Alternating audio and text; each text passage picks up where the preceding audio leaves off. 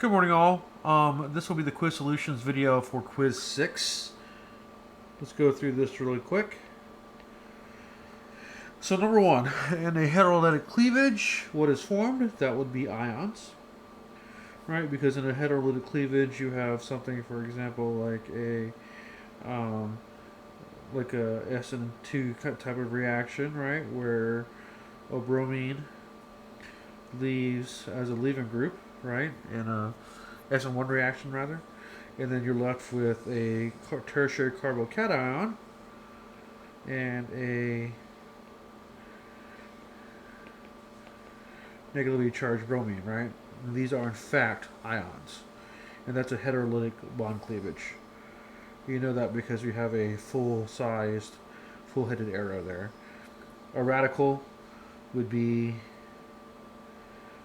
where you have just single-headed arrows, right, like that, coming from a single bond, right?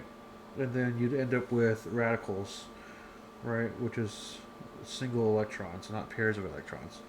So it's definitely ions. All right, next question. Predict the sign of the delta S for the following reaction.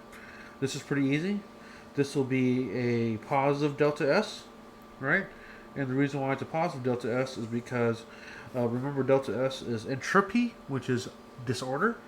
And when you go from one molecule, right, to two molecules, that is actually increasing in disorder. So it gives you a positive delta S.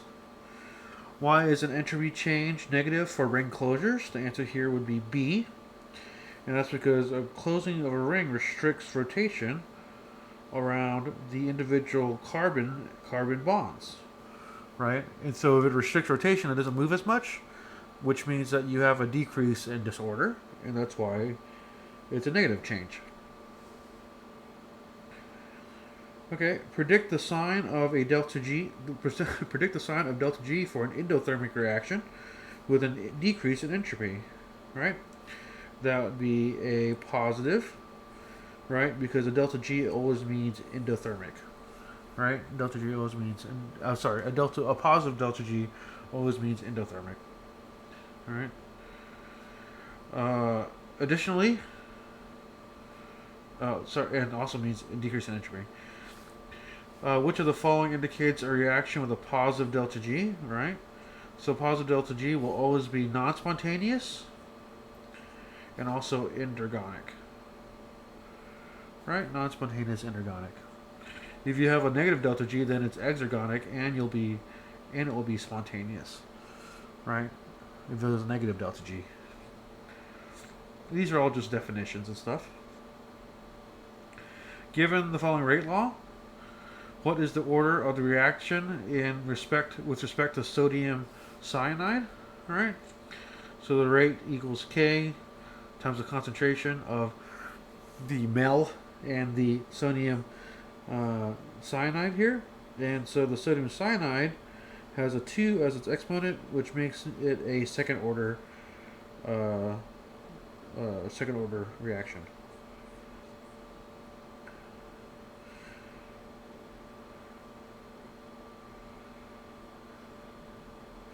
By the way, what that means then is that as the concentration of the sodium cyanide increases, doubles, the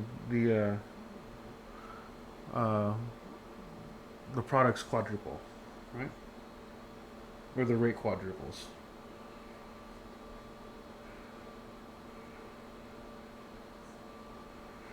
What is the energy of activation for the following reaction?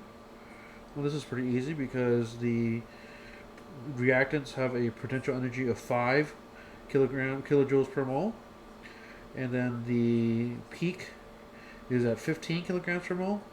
So the activation energy required here is 10 kilograms per mole. C. What is an intermediate? An intermediate is a point on a reaction pathway that has discrete minima. Right, so if you remember, if you had like a multi-step pathway, right, these little valleys here are minima. They're discrete minima, right, and they have intermediate structures in there. For example, like a carbocation or something like that. These up here would be called transition states. They're very fleeting, that they're so fleeting that you can't even really detect them. Which brings us to the next question here. Based on the following energy diagram, is the reaction endothermic or exothermic? Exothermic or endothermic, right? Well, we see that the potential energy of the product is less than the potential energy of the reactants, right? So this would be exothermic. And then the last question, which of the following energy diagrams has a three-step reaction? Quite simply, a three-step reaction is one that has three transition states. Here we have three transition states, two intermediates, so the answer is B. That's it for quiz 6.